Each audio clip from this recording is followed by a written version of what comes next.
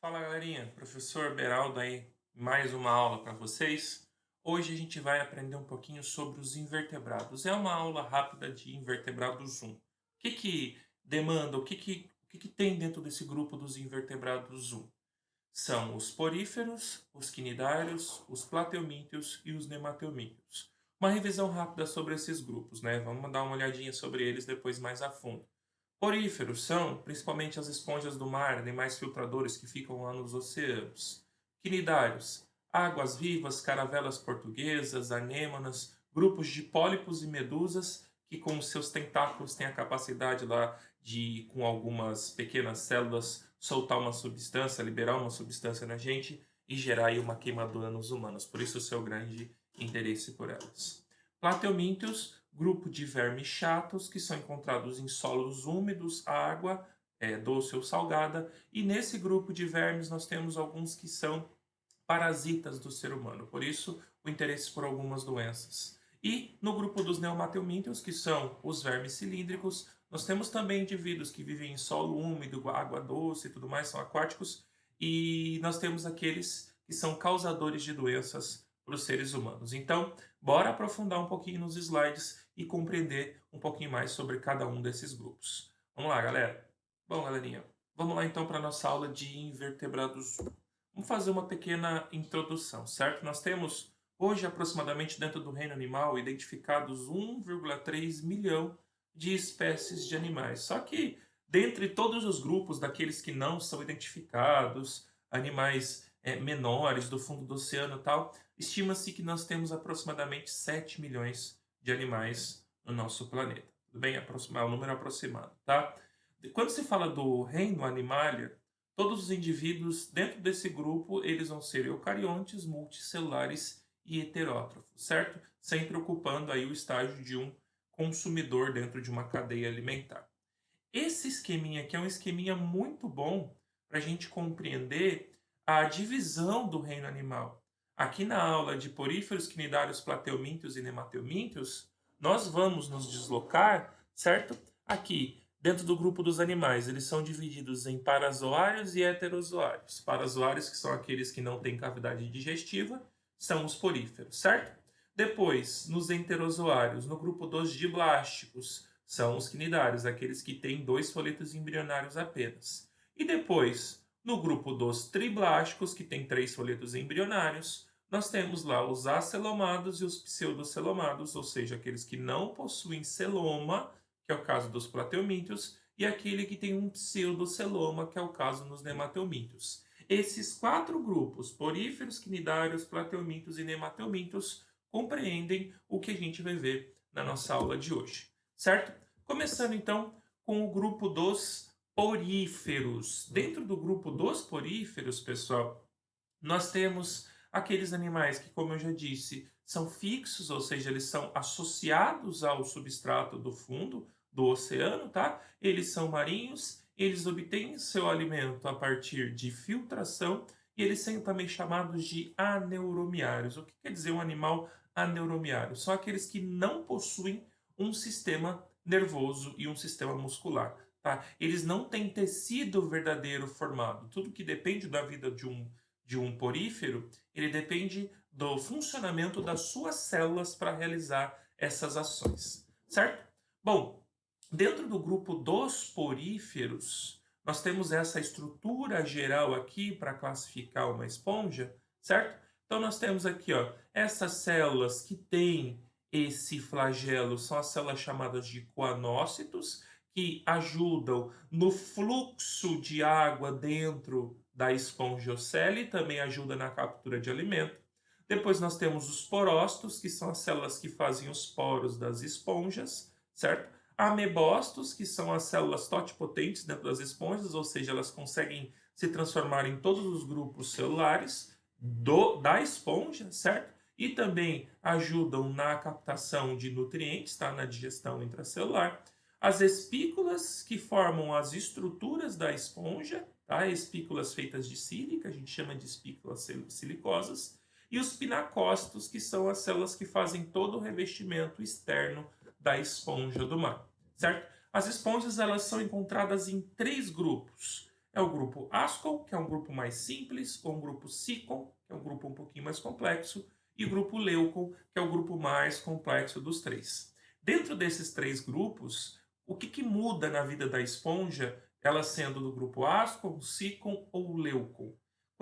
Quanto mais câmaras internas ela tem, essas câmaras flageladas, maior a facilidade dela obter alimento, porque a água vai ficar circulando ali por mais tempo, certo? Então a Leucon aqui é a mais especialista em captura de alimento. Não mais especialista, mas a mais eficiente na captura do alimento, tá?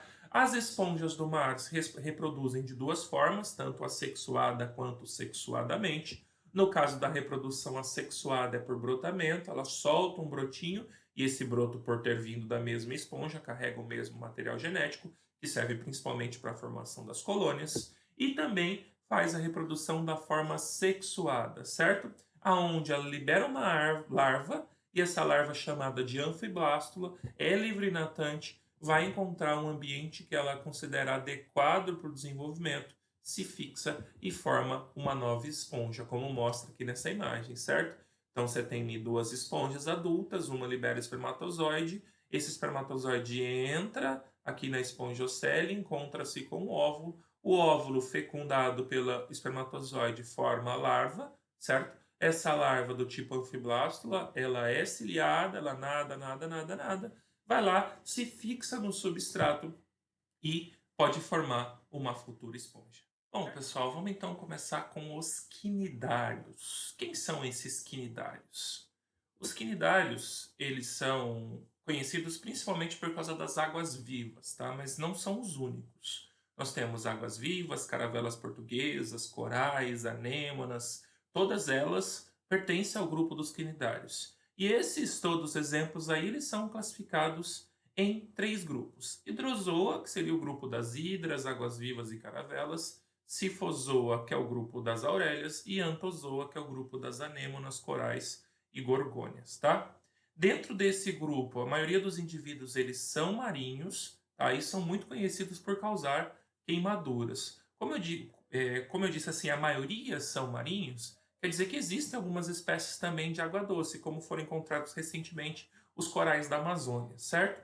Bom, são os primeiros animais com tecidos verdadeiros, certo? Eles possuem tecidos verdadeiros, nervos e músculos. Eles são diblásticos, apresentam ectoderme e endoderme e também apresentam simetria radial, ou seja, o corpo deles é dividido em raios, tudo bem? A cavidade corporal, que é uma só, ela funciona como boca e ânus, a abertura, e tudo isso entra dentro de uma cavidade digestiva, onde acontece a digestão extracelular e depois digestão intracelular. Tem uma rede nervosa muito simples que ajuda apenas nos movimentos então da água viva e possui, na verdade ela não possui, né, um sistema circulatório, um sistema excretor e um sistema respiratório. Como vocês podem ver aqui nessa imagem, nós temos os dois grupos de quinidários. Os pólipos, que são os grupos fixos, sésseis, e as medusas, que são os grupos livre-natantes. Em ambos, o formato corporal ele apresenta a mesma estrutura anatômica. Então, a abertura envolta por tentáculos é a boca, e é por onde sai também todo o resto da digestão. Quando entra o alimento, ele entra para a cavidade gastrovascular, tanto na medusa quanto no pólipo. O que envolve o corpo deles, na verdade, o que preenche o corpo deles é a mesogleia, esse tecido de preenchimento, tá? E ambos possuem os tentáculos. Tentáculos esses que são dotados de células especiais chamadas de quinidócitos. Esses quinidócitos, que são essas células aqui, eles possuem uma estrutura chamada de nematocisto, que causa aquela sensação de queimadura quando a gente entra em contato com a água viva, tá? Assim que você entra em contato com ela, você no tentáculo dela, né? Você encosta nesse quinidocílio e esse quinidocílio, opa, desculpa pessoal, e esse quinidocílio, você encosta aqui nesse quinidocílio e esse quinidocílio é quem dispara o nematocisto, esse se fixa na sua pele e começa a liberar a substância urticante, tá? Para que ela usa isso? Quando essa água vivazinha aqui, ó, encosta o seu tentáculo nesse peixe, ele vai ficar letárgico até ficar completamente imóvel e morrer, e depois ela vai absorvendo ele, pegando ele e colocando em direção da sua cavidade digestiva, certo? A partir dessa cavidade digestiva, aí é feita a digestão extracelular e depois uma digestão intracelular. A reprodução dos quinidários, ela se dá também de duas formas, certo? Ele pode se reproduzir na forma de reprodução assexuada e na forma de reprodução sexuada. A sexuada, assim como nas esponjas, é por brotamento, para a formação de colônias, e a sexuada, que serve para a dispersão da espécie, acontece de forma de alteração de gerações. Como assim? A gente tem aqui ó, uma água-viva fêmea, uma água-viva macho. O macho libera o espermatozoide que encontra o óvulo na água, certo? Quando esses dois se juntam para a fecundação, é formada uma larva chamada de larva plânula. Essa larva ciliada, ela é livre natante, se desloca pelo oceano e encontra o ambiente que ela considera ideal para o seu desenvolvimento, se fixa no substrato e forma a estrutura que a gente chama de cifístoma.